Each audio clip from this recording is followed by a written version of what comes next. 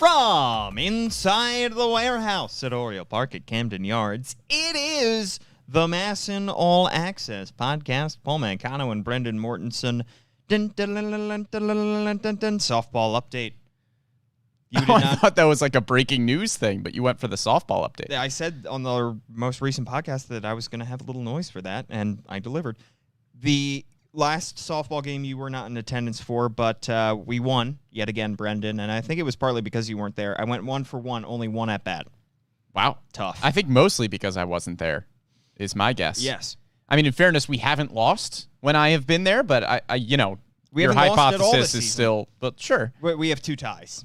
Yes. So, I mean, that's basically like a loss. Sure. But we are undefeated, technically. Yeah. All right, we're going to skip right through the softball talk pretty quickly because we got a lot of news to discuss, things to discuss on this MASN All Access podcast. We are going to talk about some of the promotions that we've seen on the Orioles farm system with a Colton Cousins. We're also going to talk a little bit about Grayson Rodriguez's rehab assignment, pitching in Aberdeen on Thursday. But we have to start with the breaking news from last night. Rock Tobacco reporting that Gunnar Henderson and DL Hall are joining the Orioles taxi squad in Cleveland today and could be activated tomorrow when the rosters expand on September 1st. DL Hall, of course, already made his Major League debut a few weeks ago in Tampa, but Gunnar Henderson, the fans have been clamoring to see Gunnar Henderson in an Orioles uniform, and we just might get to do that very soon. And not just the fans have been clamoring, we have been clamoring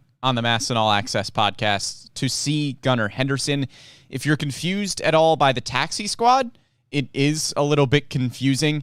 Essentially, the way that you and I are looking at this, Paul, and what we are assuming the Orioles will do here is that Gunnar Henderson and DL Hall will not be in the lineup or available out of the bullpen for tonight's game. Well, they can't be unless there is a last-minute injury or anything like that. They are just on the taxi squad for right now. But the purpose of putting them on the taxi squad is so that they will be ready to go for tomorrow's game, which is September 1st, which is the day that rosters expand from 26 to 28 players. With Gunnar Henderson, you will have to remove someone from the 40-man roster.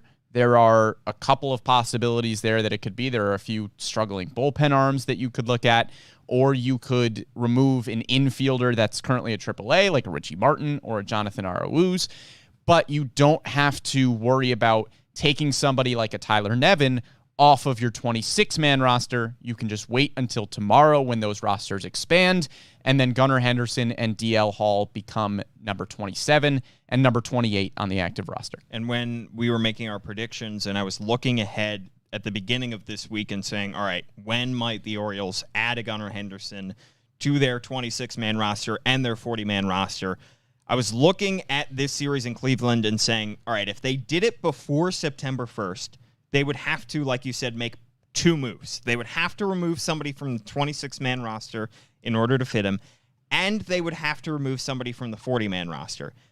However, if they wait for Thursday and September 1st when those rosters expand, they only have to add Gunnar Henderson to the now 28-man roster and the 40-man. They only have to remove one person from the 40-man. They don't have to take anybody off of the 26/28-man roster. So they wouldn't have to take Tyler Nevin and send him back down to the minors, like you said. They would probably look at somebody else on the fringes of the 40-man roster who's currently with AAA Norfolk. I think of guys like maybe a Lewis Head that could be on his way out. We'll see what the roster move eventually is. DL Hall is already on the 40-man roster, so you don't need to make a move there. But I was also looking at it and saying, all right, Thursday is the final game of the Orioles' 3-game series in Cleveland. Then they come home. And I was wondering if the Orioles would really throw Gunnar Henderson into a situation where Thursday morning he's flying from Norfolk to Cleveland and then having to start in that night's game and then flying to Baltimore with the team on Friday and starting in front of the home crowd at Camden Yards. That's just a lot of travel to throw at a 21-year-old kid who's making his big league debut. So by doing this, they're getting him there a day early, and they're avoiding having him start back-to-back days where he's in 3 different back-to-back-to-back days where he's in 3 different cities on consecutive nights. I'm honestly just a little surprised that he started last night's game in Norfolk, because why are you starting him for game one of that series and then just immediately sending him to Cleveland?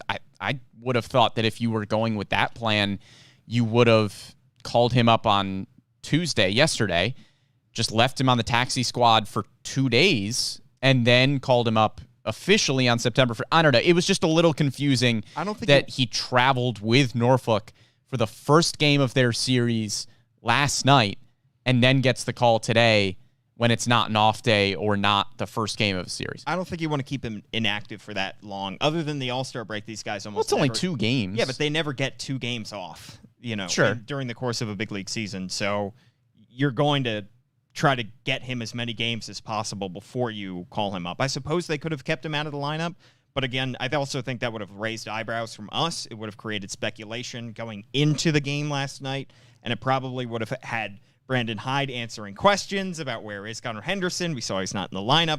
This way, he plays in one final game at second base. They call him up today. He gets 1 day to acclimate himself to the big league clubhouse before he starts back-to-back games. Well, I'm not saying just keep him out of the lineup. I'm saying just don't have him travel with Norfolk for the start of that series. Just add him to the taxi squad like a day earlier. Right. Not that it makes that much of a difference. We're still very happy that Gunnar Henderson and DL Hall are getting this call at this point.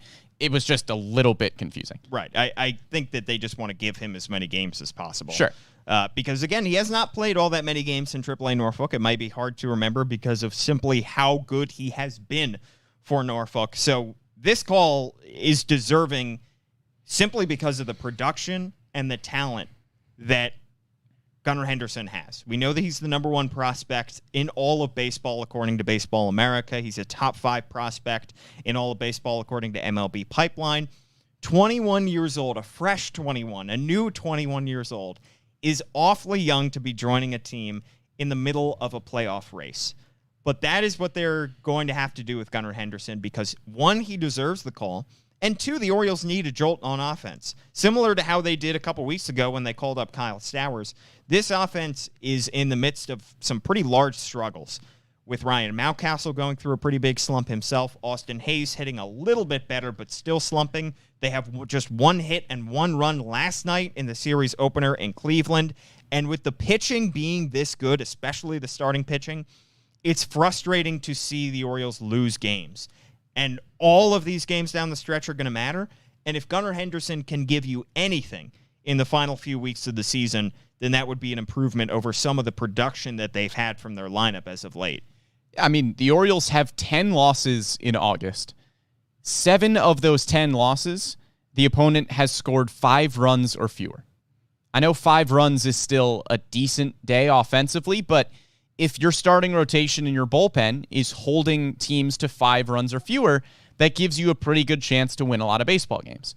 And the fact that 7 of their 10 losses, the opponents have scored 5 runs or fewer, tells you that the pitching has not been the issue. It's been the offense. Like you mentioned, the middle of the lineup has really struggled. Ryan Mountcastle and Austin Hayes were supposed to be top 5 in this lineup consistently and producing like they are middle of the lineup bats, and they really haven't been since the All-Star break. Austin Hayes was somebody that we talked about as a potential All-Star at the beginning of the year and has really fallen off.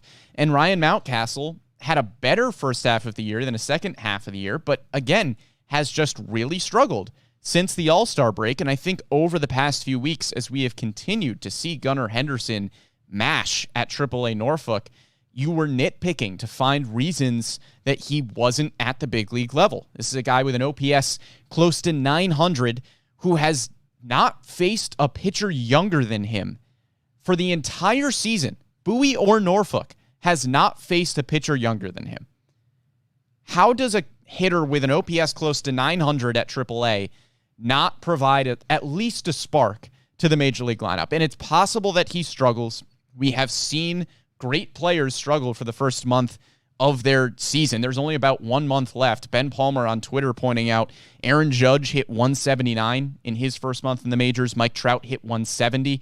So there is no guarantee that Gunnar Henderson is going to get this call and light the world on fire, but it's at least worth a shot. I'll repeat the refrain that I've been repeating over the last several weeks, which is that not only is there no guarantee, not only is it possible that he will struggle, I'd say it's likely that he will struggle to start his big league career. You mentioned Mike Trout, Aaron Judge struggling, Adley Rutschman struggling for the first month of his big league career. Julio Rodriguez, who's also in the American League Rookie of the Year conversation, struggled for his first month. We saw Spencer Torkelson struggle.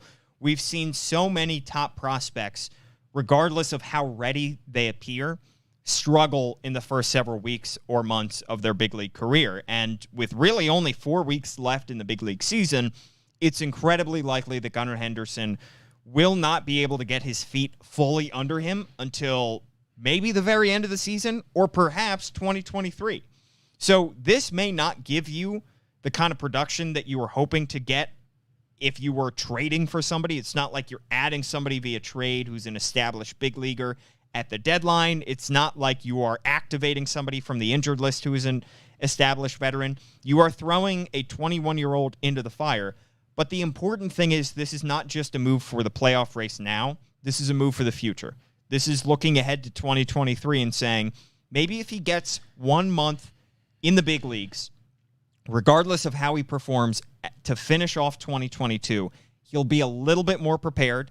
He will have a little fewer jitters going into 2023, and he will be a little bit more confident and know what he needs to work on so that 2023 comes and he hits the ground running. And he is off and running to start next year, and that gives you a better chance to be in the playoff race from start to finish. Yeah, we've seen the Orioles do that with prospects, too. I think about last year when the Orioles called up Gunnar Henderson to Bowie at the tail end of that season to try to make a playoff push and try to get Gunnar Henderson some experience at that upper level. We're going to talk about Colton Cowser and Joey Ortiz in a little bit. The Orioles doing a similar thing with them, where there is not a lot of minor league season left, but you're calling them up to AAA Norfolk so that hopefully they have a few weeks of experience there so that next season they are able to really thrive at that level.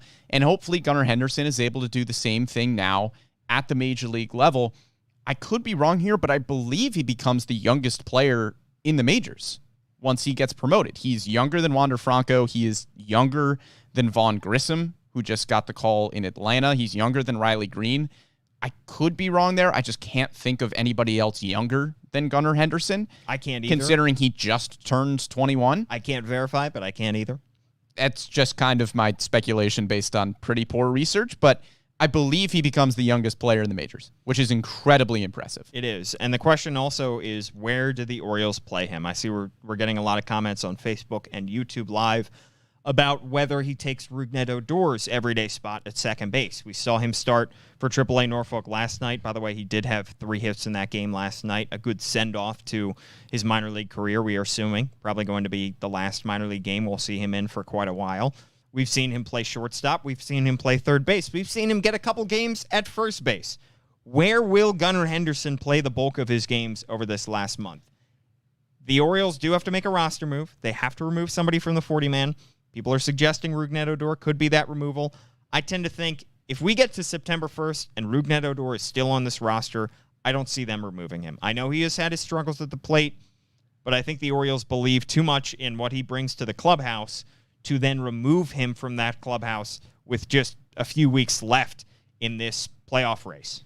I think if we were talking about who does Gunnar Henderson need to replace on the 26-man roster, it is an entirely different conversation.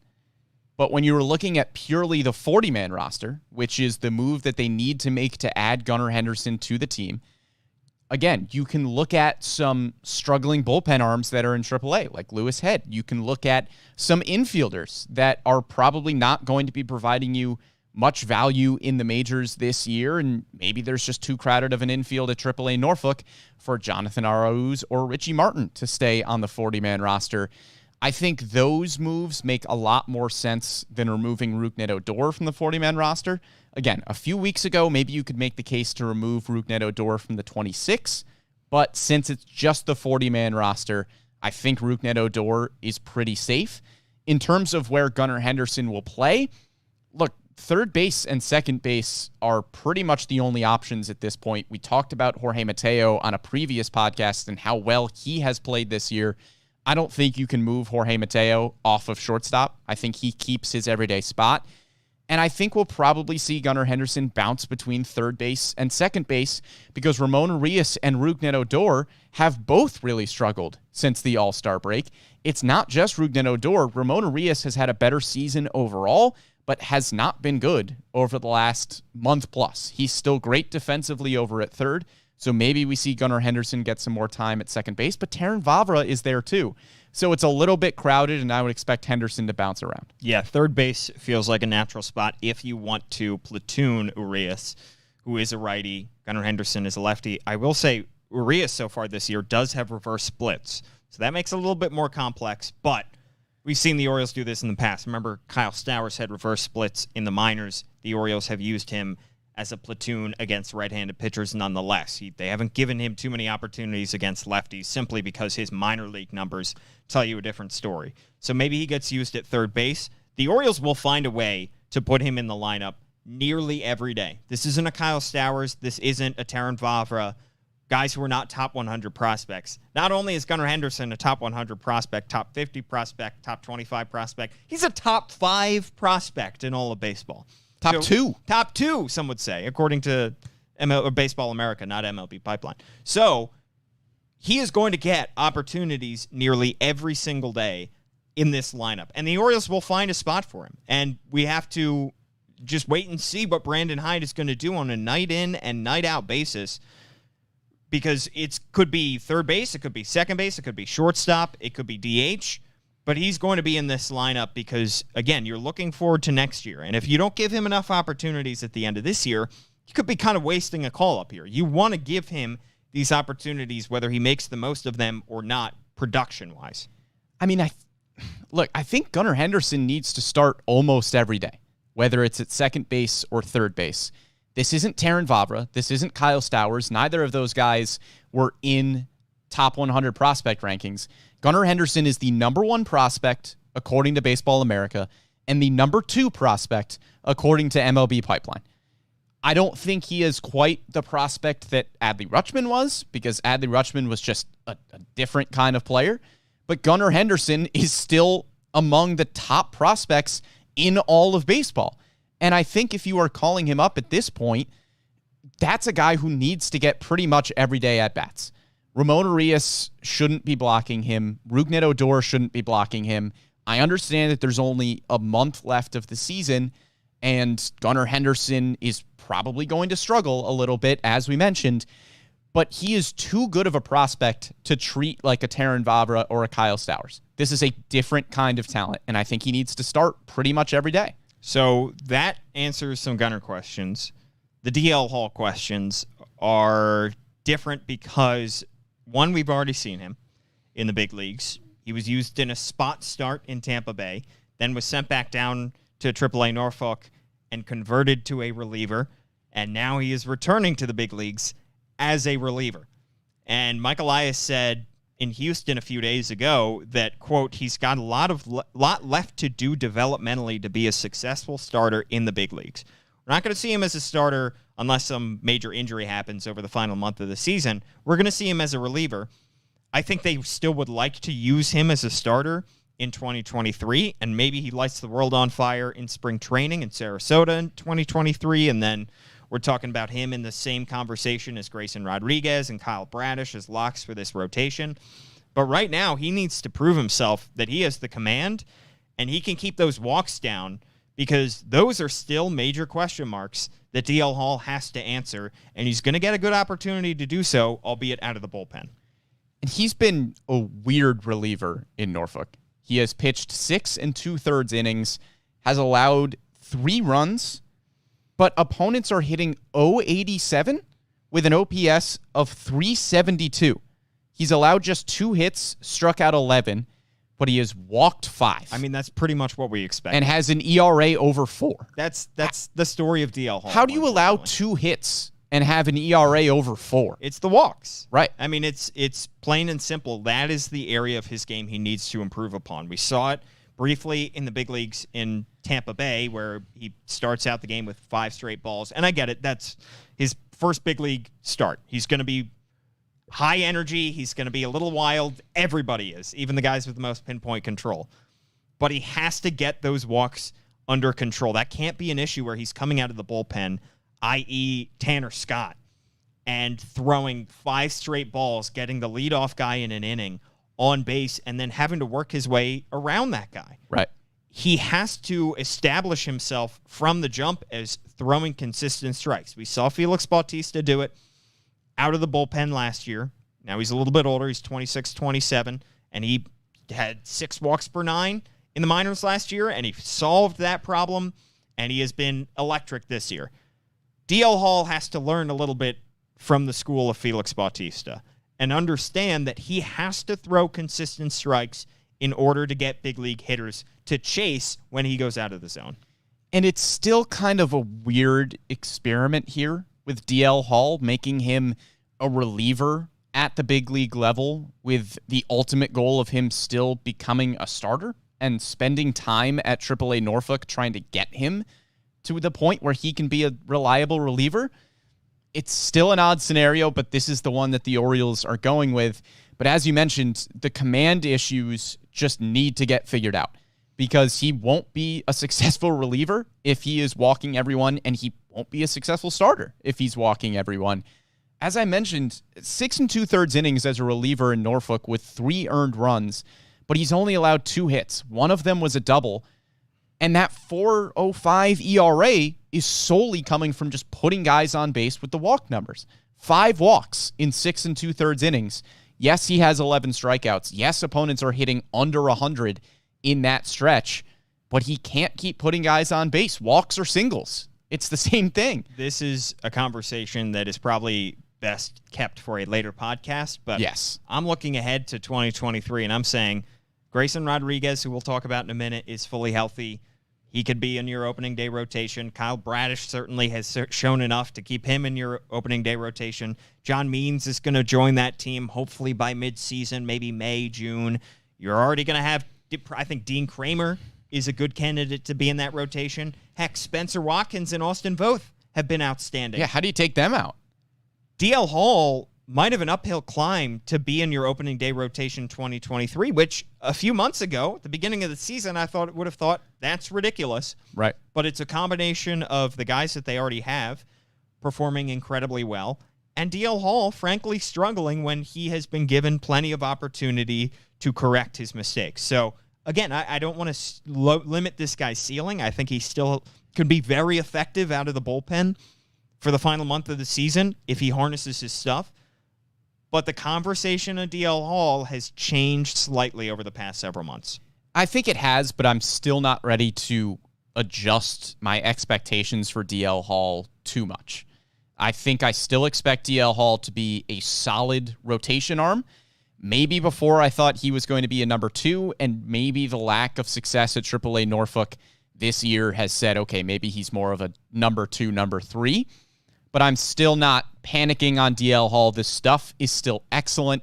We have seen what the Orioles' big league pitching staff has been able to do even with struggles in the past. Maybe the pitching coaches at the big league level can do similar things with DL Hall as they did with Felix Bautista, who had worse command issues than DL Hall. Way worse command issues than DL Hall. And Vivek on YouTube also making a good point. The Brewers implemented a similar strategy with Corbin Burns, starting him in the bullpen. And of course, he has become an excellent pitcher, one of the best in all of baseball. So this is not a freaking out scenario with DL Hall.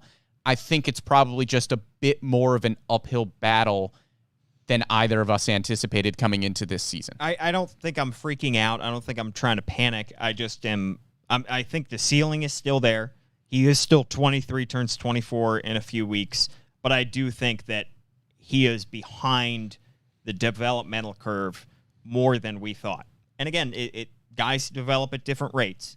We've seen Cedric Mullins as the ultimate case of patience, of waiting for the guy to turn into what you think he can be. And we saw even Dean Kramer, who looked great in 2020, really struggle in 2021, and then bounce all the way back to be a very good starter in 2022. So the ceiling is still there, but perhaps he's not quite as far along as we thought he was. And you compare him to Grayson Rodriguez, who has just been outstanding. I mean, there's been nothing, really no knocks you could have on Grayson Rodriguez in really any step of the journey. All of his questions he has answered, and he's 2 years younger than DL Hall. So he is the case of this is why this guy's a top 5 prospect in all of baseball, top 10. There's a reason that Grayson Rodriguez is who he is, and DL Hall just isn't quite that pitcher just yet. But I think if we're not going to quite compare maybe Gunnar Henderson to Adley Rutschman, I don't think it's fair to compare DL Hall to Grayson Rodriguez. Right, they're two different pitchers. Two different pitchers. It's impossible to compare anybody to Grayson Rodriguez. Right. I mean, he is literally the best pitching prospect in baseball for a reason. Right. He doesn't come around very often. But I will say DL Hall has more raw talent than pretty much anybody in this Orioles pitching staff right now. Because, the stuff is there. And so if the Orioles pitching coaches can turn, look, this is no knock on guys like Spencer Watkins and Austin Voth. Those are still talented pitchers. They just don't have the raw talent that DL Hall has. Yeah. And if these pitching coaches at the big league level have been able to make very successful starters out of guys like Spencer Watkins and Austin Voth, there's no reason for me to believe that they can't do great things with somebody as talented as DL Hall. I'd agree. All right, that's DL Hall and Gunnar Henderson. I think we'll have plenty more to talk about once those guys are officially added to the Orioles roster. But let's talk about some minor leaguers. Let's talk about Colton Cousins and Joey Ortiz getting the bump up from AA Bowie to AAA Norfolk. Cousins is on a fast track to the big leagues. It is incredible the kind of production that he put up in Bowie to get himself to a place where he could be in Norfolk by season's end, and not just by season's end. We're not talking about a week left in the season. He's getting his feet wet. Nice little fun opportunity in AAA. Colton Cousins is getting a full month with AAA Norfolk because he was hitting the cover off the ball with AA Bowie. After struggling for the first couple months of the season with high single-A Aberdeen, Colton Cousins deserves this call-up. And boy, maybe he is farther along than we thought at the beginning of the year. Yeah, remember when he was hitting 258 in single A? With 4 homers and a 795 OPS in 62 games with high single A Aberdeen.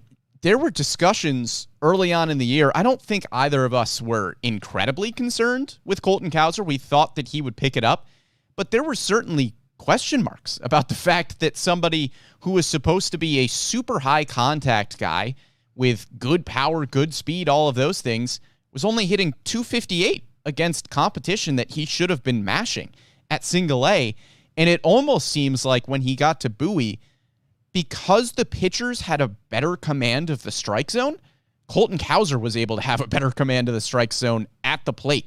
I think he was performing better against higher quality pitching because those pitchers were just giving him, we're almost challenging him a little bit more in the strike zone, and he was able to do more damage with those pitches in the strike zone. Prince George's Stadium is a little bit more of a hitter's park than Lido's Field at Ripken Stadium, so that could be also partly due to that, but that doesn't fully explain going from a 258 average to a 341, going from 4 homers in 62 games to 10 homers in 49 games and a 1.037 OPS.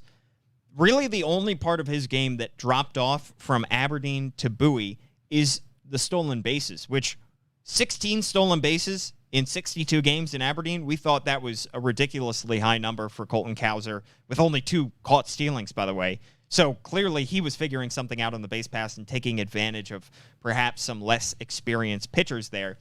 And he hasn't quite done that. He's only had 2 stolen bases so far in Bowie. Also could be due to the fact that he has 20 extra base hits out of 60 hits in Bowie. So you're not going to be stealing a whole lot of third base, and you obviously can't steal any bases when you're hitting home runs. So that could be due to that as well. But other than that, other than the stolen base total, every single number jumped up from Colton Cousins' time in Aberdeen to Colton Cousins' time in Bowie. I'm going to nitpick with Colton Cousins. The splits against left-handed pitching, again, it's kind of a Gunnar Henderson thing where it doesn't hurt him in his overall numbers because his splits against right-handed pitching are so good, but 13 of his 14 homers this year have come against right-handed pitching. He's hitting under 200 against lefties. The on-base percentage is still pretty good. It's a little bit over 300, so he's still getting his walks against left-handed pitching, but it's still a concern. once you get up to AAA Norfolk, where same thing with Gunnar Henderson. He got up to AAA, and those splits were pretty bad, but he did improve a little bit, actually, against lefties at AAA. Hopefully, Colton Cousins can do the same thing, but that's something to look at. And Colton Cousins did go 0 for 5 with 3 strikeouts while leading off last night for AAA Norfolk. So there's going to be an adjustment period. Sure. He's 22 years old, but he clearly was ready for the next step. And if he can solve those issues in his game, like hitting lefties a little bit better, then I think that we're looking at 2023, maybe mid-season, as a potential call-up time for Colton Cousins. Yeah, I don't think that's unrealistic at all. This is a polished college hitter who had an advanced approach at the plate. That approach has obviously translated to AA Bowie. Hopefully it will translate to AAA Norfolk as well. But he's going to start the year presumably at AAA Norfolk again next season. And I can't imagine that if he is successful for the first half of the year, that you would want to keep him at AAA Norfolk for an entire season. So I don't think a mid-year call-up to Baltimore next year is outlandish by any stretch. The only question is, will the Orioles have room in their outfield for him? That's a conversation for another day. Or do you just make room for him? You might have to. He could be rising up some prospect rankings. Frankly, I think that he has been underrated, according to some outlets. One guy who is further down on the Orioles prospect rankings, Colton Cousins, is the Orioles number 4 ranked prospect, according to MLB Pipeline. Joey Ortiz, number 19, according to MLB Pipeline. Some other outlets have him a little bit higher. Keith Law does have him a little bit higher. Ortiz went from hitting .211 with 4 home runs and a .614 OPS in his first 61 games with Bowie to .338 with 11 homers and a 1.004 OPS. Weirdly enough, the day that Colton Cousins got called up to AA Bowie from high single A Aberdeen was June 28th. That's when Colton Cousins started to absolutely mash the ball. When he got that call up, that's when Joey Ortiz flipped a switch.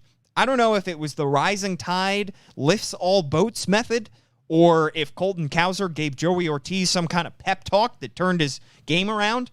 But weirdly enough, that day was a catalyst for both Joey Ortiz and Colton Cousins to turn their seasons around. Yeah, it was a health thing for Joey Ortiz. Yeah. Got the chance to talk to him a few weeks ago in Bowie, and he pretty much said he hadn't been fully healthy for a large majority of the season, and when he started to turn things around, that's when he was feeling pretty close back to 100%. He said he's still even not 100% yet, but has gotten close. He had shoulder surgery at the end of last season and has kind of been playing through that recovery for much of the year this year. So obviously, if you are playing through injury, your numbers are not going to be as good as they would be if you were healthy.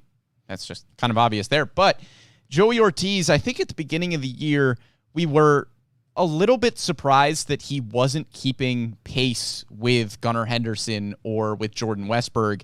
Not that he was quite the quality of prospect with those two, but coming into the year, we looked at AA Bowie and just said, wow, those are some amazing shortstops there.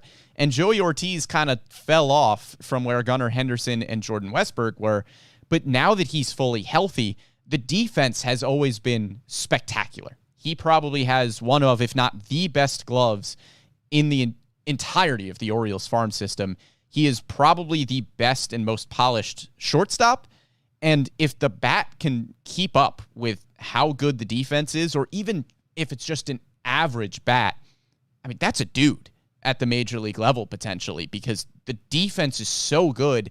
It seems to me like if you were thinking about calling up somebody because of an injury, Joey Ortiz maybe next year gives you a player with an immediate high floor because of how good the defense is, and you're just hoping for average production at the plate. He's 24 years old, so he's 2 years older than Colton Cousins, older than some of the other prospects. So this AAA Norfolk call-up was deserving also because of his age.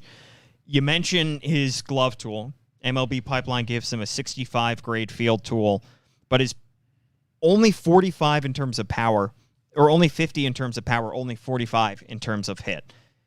I'm interested to see if the power sticks, because he did get a little bit more healthy. John Mioli wrote an article about how he changed his hand position as well, and that made some positive gains for him at the plate. Helped him hit 11 homers in his last 40, 50 games, as opposed to beginning of the season when he hit 4 homers in his first 61 games.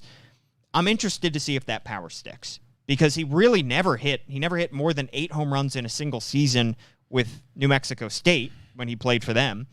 And he has never shown the ability, he's a small guy, to hit a ton of home runs. I think home runs are going to be important. Power is going to be an important tool for him. I also do worry a little bit about his speed, because you think of a shortstop, you think of a guy with a great glove at shortstop in particular, you'd like to see a little bit more speed than what he has given you. He's really only had a couple stolen bases so far this year. So ideally, when you are creating an archetype and you have a Richie Martin or a guy of that type, a versatile middle infielder who can give you quality defense and maybe a little pop with the bat, you'd like him to be a little bit more of a factor on the base paths. Because Joey Ortiz doesn't quite have that, I think that lowers his ceiling just a little bit. So he's going to have to hit to make up for maybe a slightly diminished run tool. But I will say, even though the run tool is a little bit lower, it doesn't seem to impact his range at shortstop at all. No, his defense is incredibly rangy, and the defense is really off the charts. Yeah. And look, Joey Ortiz might not turn into an everyday starter at shortstop for the Orioles at the big league level, solely because of how much talent the Orioles have at that position between, well, now Jorge Mateo, Gunnar Henderson, Jordan Westberg, and a potential free agent. He may not become an everyday starter, but Joey Ortiz, I think if you're looking at a potential call-up for next year, gives you somebody that can be a utility infielder and give you great defense at hopefully any spot, whether it's shortstop, second base, or third. He also did have 2 hits, including a double and 2 RBIs in his AAA debut last night in a very, very crowded AAA Norfolk infield. So yeah, Joey Ortiz will hopefully be able to climb up, and maybe at some point, he is not a lock to be in the big leagues as much of a Colton Cousins was pretty much a lock, top 5 pick in the MLB draft, going to be in the big leagues almost definitely. Ortiz is not 100% that he will get there, but I think if he does get there, it could be sporadically in 2023. Like you said, Brendan, if the Orioles need a defensive replacement, they might call him up, send him back down. It might be a little bit of a riding the bus back and forth from Norfolk to Baltimore type situation, but I don't think that necessarily is a bad thing. I think that he could benefit from spending a little bit of time in both locations next year. Yeah, absolutely. I think he could potentially bounce back and forth because he's an easy plug and play. Yeah. Even if the offense isn't fantastic, you know that you have the floor of the defense, which is always valuable. All right, one more potential promotion that I think we could see coming very soon. Connor Norby. Same draft class as Colton Cousins, was called up to AA Bowie at the same time as Colton Cousins, and he had 3 hits last night, including 2 homers and 4 RBIs.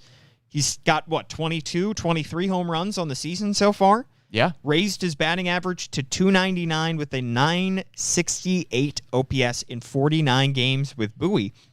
If it weren't for such a crowded infield in Norfolk, I think we could be seeing Norby on the same path as Colton Cousins, because those numbers are just as good, almost. I mean, .341 batting average for Colton Cousins, not quite as good, but a .299 batting average and a .968 OPS, that should get you to Norfolk sooner rather than later. Yeah, I was kind of surprised when Connor Norby didn't get the call along with Colton Cousins and Joey Ortiz.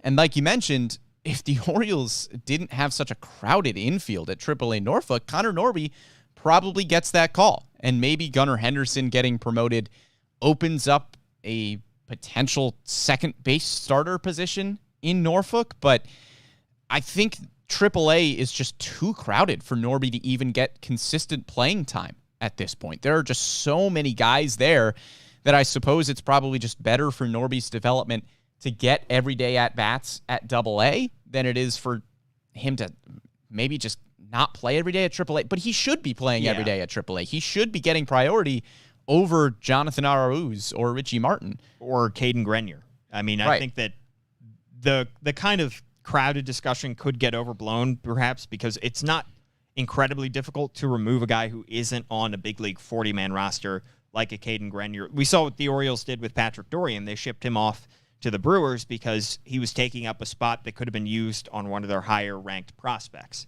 So I think that they could make room for him. I think they maybe didn't think he was quite ready, and now he is going out on a mission saying, okay, I'll have 3 hits and 2 homers for Bowie and prove to you that I think right. it was the other hit was a triple. Was it wasn't a triple? I think so. So 3 extra base hits. Yeah. Not bad at all. No. So I think he could be on his way up fairly soon, and I think by season's end, if he continues to hit like this again. Sure. Somebody in our chat also asking about Heston Kjerstad and how he has performed. We really haven't talked a whole lot about Heston Kjerstad. He's struggling a little bit with high single-A Aberdeen. To be expected, it's been a long time since he's played everyday games. He's not even playing every day, but he's playing more than he did in the 2 full years that he was off recovering from his health issues. Right now, with high single-A Aberdeen in 33 games, he's got a .214 batting average and a .624 OPS. So he is struggling. To be expected again. I think that this year is less about the stats for Heston Kjerstad and more about getting him back to the baseball rhythm. Right. And maybe looking forward to building himself up in the offseason. And 2023 is a clean slate. Yeah, and we aren't really talking too much about Heston Kjerstad, like you mentioned, because of the fact that we aren't expecting great numbers. I mean, Heston Kjerstad, we expected to struggle a little bit as he got promoted because he hasn't played much professional baseball. I mean, this is somebody who overcame great obstacles to even get to this point. So the fact that we are seeing Heston Kjerstad get playing time in Aberdeen is awesome. That is the conclusion of the day. And Paul, please. Not a softball update. Breaking news! Oh, boy. Thanks to Tim Leonard for alerting us of this. Gunnar Henderson is not just on the taxi squad. Oh, boy. Gunnar Henderson has had his contract selected. Oh, boy. From AAA Norfolk. It's official. Oh. Gunnar Henderson is a big leaguer. Oh, man. He will wear number 2, and his first appearance will be his major league debut. Oh, boy. They have optioned Tyler Nevin to Norfolk, and they have designated Denji Reyes for assignment. So, take that entire first half of the podcast. Throw it away. Crumple it up. Throw it out. I was wrong and a dumb little idiot. How the Orioles would have to move 2 guys. They'd have to take somebody off of the 26 and the 40-man roster. They'd have to make 2 roster moves if they wanted to add Gunnar Henderson before tomorrow. Well, guess what? They did that. Tyler Nevin is heading back down to AAA Norfolk. It's pretty clear he was not getting everyday starts, not enough starts, I would say. And he was struggling at the plate. I know he's really your only true backup first baseman, but Tyler Nevin gets sent back down, and Denji Reyes, who was in the minor leagues, and he was frankly struggling, even though he's 25, 26 years old, is designated for assignment. So either the Orioles are hoping that he can clear waivers and return, or they're comfortable leaving him out there exposed. And Gunnar Henderson is not a September 1st call-up. Gunnar Henderson is an August 31st call-up. Wow. And he is going to be a big leaguer, perhaps in his first big league lineup tonight. I like the move. I mean, look, we were partially right at the beginning of the podcast. I will give us some credit there. Crumple it up. Crumple it up. We did say that if the Orioles were to make a 40-man roster move, it would more than likely be either a bullpen arm in AAA that was struggling a little bit or an infielder that the Orioles just didn't really need to hang on to. It becomes Denji Reyes, who had been struggling at AAA Norfolk. He is now removed from the 40-man roster. And when you're looking at the 26 and what will be the 28-man roster tomorrow, we've talked about Gunnar Henderson as potentially playing a lot of third base and maybe some second base as well. If Tyler Nevin was going to get reps at the big league level, it was going to be as a backup third baseman when Ramon Urias needed an off day. This is before Gunnar Henderson. If Ramon Urias needed an off day at third, Tyler Nevin was going to play there. And maybe if Ryan Mountcastle needed an off day at first, Tyler Nevin would be your backup there. This is a little bit interesting because I like it in terms of the fact that Tyler Nevin will be able to go back to AAA Norfolk, get some more consistent at-bats, which he was not getting at the major league level. In fairness, he didn't really need to show you anything else at AAA because he was absolutely mashing there, but has not performed well enough at the big league level to get consistent playing time. And if Gunnar Henderson is going to play a lot of third base, that eliminates most of the opportunities that Tyler Nevin would have had at the big league level to get, frankly, the minimal at-bats that he was already getting to begin with. I think the question here becomes, who is your backup first baseman? And are they comfortable enough with Gunnar Henderson to play backup first base, or does it become Adley Rutschman, Anthony Santander. Who is your backup first baseman right now? I think the other question is, who are the Orioles adding on September 1st? Yeah. They're adding DL Hall, we assume. Now, they didn't add DL Hall today, so perhaps he's your September 1st call-up. It looks like he's probably going to stay on the Grayson Rodriguez. The taxi squad. They can only add one pitcher, and DL Hall will be the other one. Obviously, we'll talk about Grayson in a little bit, but Brendan, that's simply absurd.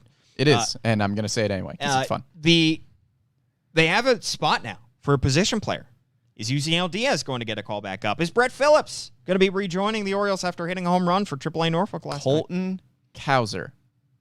Nah, I'm just saying stuff You're now. just starting a fire that you don't need to start because I am. Orioles fans are finally going to get off the back of Mike Elias for calling up Gunnar Henderson, and you're just making more work for... I'm just saying You're making stuff life now. harder for Mike Elias. Wow, exciting stuff. We're tweeting at the same time that we're doing this. We're sure trying. We're trying to. Brendan, there's things that I wanted to talk about on this podcast that we really have to sneak in here. Yeah. I mean, I'd like to talk about Grayson Rodriguez. Let's sneak him. Real quick, though, Judd Fabian very quickly getting the call up to high single A Aberdeen. That's awesome. Low single A Delmarva. Thumbs up. He turns 22 in about a month, so he's right around Colton Cowser's age, so deserving that he, age-wise, and also he was absolutely mashing the ball. Had 3 homers in 10 games for high single A Aberdeen. We just saw him a week ago in Delmarva. He's already going to be playing in the outfield for Aberdeen, so exciting. Yeah, 3 homers, 7 doubles, 2 triples in 10 games. OPS over 1.3. Get him up. Next. Orioles already number 25 prospect. And then Darryl Hernandez, another guy that we should discuss real quickly, doesn't get enough love. No. Frankly, on this podcast and other places. I know we've mentioned him before, but he's just 21 years old. Orioles number 18 prospect. He is going up from high single A Aberdeen to double A Bowie. Remember, he was a 5th-round pick out of high school in 2019. He hit .284 with 6 homers, 9 stolen bases, and an .852 OPS in Delmarva. He got the call up to Aberdeen. And he hit .305 with 5 homers and an .832 OPS in 60 games with Bowie with 22 stolen bases, Brendan. Yeah. 22 stolen bases in 60 games. Very versatile defensively, can play third base, shortstop, second base. And it's exciting because Mike Elias has not drafted many high schoolers in his tenure with the Orioles, but did say leading up to this draft where he took Jackson Holliday that if the right high schooler was on the board, they would take that high schooler. Darryl Hernandez, obviously not as high of a draft pick as Jackson Holliday, but he was clearly a high schooler that the Orioles liked a lot. They were able to snag him in the 5th round, and he's an exciting young talent. And finally, we're talking about all these top prospects. We talked about DL Hall, rather. We talked about Colton Cousins. Let's talk about Grayson Rodriguez. Talked to him yesterday with high single A Aberdeen as he is on his rehab circuit, going a similar path as we saw Adley Rutschman and DL Hall do at the beginning of the year. So he's starting out in Aberdeen, probably only going to pitch a few innings, I would think, on Thursday. And then I think he said, we'll see what happens after that. But it seemed like Bowie isn't too far ahead. Whether they give him 1 or 2 starts in Aberdeen is to be determined. But I think Bowie is going to be awfully close. I can't imagine that the plan isn't to go 1 start in Aberdeen, 1 start in Bowie, and then finish him out for the season at AAA Norfolk.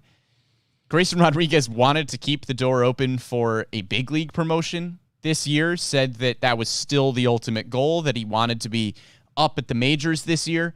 I really don't think that's going to happen. I think Grayson Rodriguez is in your opening day starting rotation next season, but I would be incredibly surprised if he gets a call up to the big leagues this year. There's just no need to push him. This is not only your best pitching prospect in the organization, but the best pitching prospect in all of baseball. There is no point to rush him back from injury to try to push him to get back to the major leagues this year.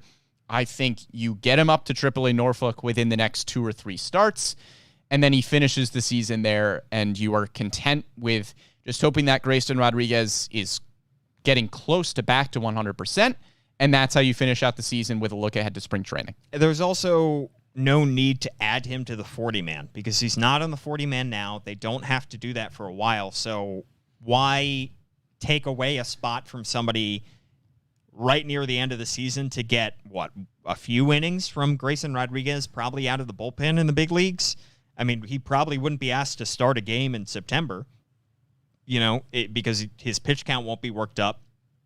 He won't have the, arm stamina at this point to do that. So I don't think that it's necessary to add him to the 40-man, then go into the offseason with one fewer spot when you're looking at protecting guys from the Rule 5 draft, when you're looking at taking guys in the Rule 5 draft. So I think that it's just keep him down in the minors for now. I know he wants to get there. That's a credit to his fire. As he said, the fire burns a little bit hotter right now because he has seen DL Hall. He has seen now Gunnar Henderson. He has seen Adley Rutschman with the big league club. But he is awfully close. Camden is pretty close, is what he said. Yes. It's not there yet, and that's okay. We're going to see him soon. It's not going to be tomorrow, and I would be shocked if it was this year. But then again, Mike Elias has shocked us with many things. That he has. But again, backtracking a little bit and going back to the Gunnar Henderson move from today, which we are reacting to live, the fact that they have taken Tyler Nevin off of the 26-man roster, he has been optioned to AAA Norfolk, opens up the discussion, which we can't spend too much time on because we have gone on to this podcast for over 50 minutes now.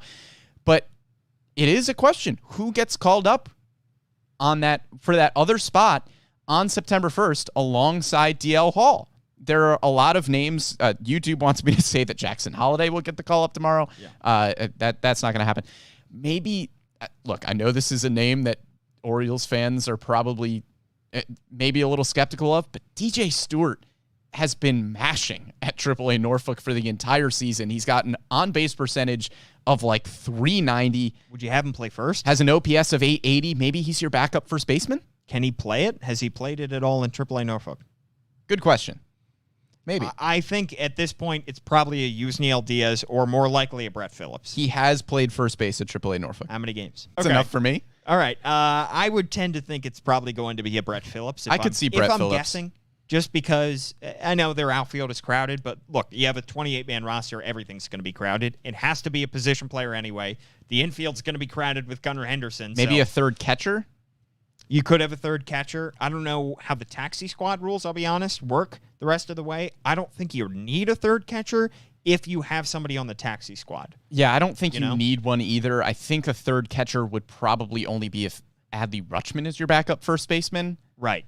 And the Orioles said they really want to, Brandon Hyde said he really wants to avoid having Adley play first base. But it's an interesting question that, I mean, Tyler Nevin didn't have a massive role on the major league team, but now Ryan Mountcastle does not have a natural backup. Dustin asking if you could get the call up? Maybe. I think your arm is better suited for an outfield spot, let's be honest. I would agree. I don't think you quite have the range. I don't know if I'm the body type for a first baseman. Can you pick a ball in the dirt? I sure can, but probably not as well as you would need a backup first baseman to. I dropped a softball in the outfield. I should have dove. I thought about it. I didn't drop it. It just kind of one-hopped me in right field the other day, and I've been replaying that every day in my mind. So. As you should. And I think Mike Elias saw that, turned around, and walked away. And said, Paul's not getting the call. There was a guy there who looked exactly like Rob Manfred, who was watching our softball game. And I thought, boy, this is Manfred scouting some talent. Yeah. Maybe making some calls to some GMs. Sure. That was my shot, and I blew it. Yeah. We have to go do social things and cover... Not social interaction. We don't do we don't do that at all. Social media things for Gunnar Henderson's call-up. We're excited. Perhaps we'll see with the lineup in a few hours. Maybe he is going to be making his big league debut in Cleveland tonight. Woo. We will have full coverage at MASN Orioles, of course, on Twitter, Facebook, all of your social media platforms. At Brendan Morty is his Twitter handle. I am at Paul Mancano. Please rate, review, subscribe this podcast, share it with your friends. We'd love to get more people on board with the MASN All Access Podcast. Thanks to Tim Leonard for producing this, and we will catch you next time.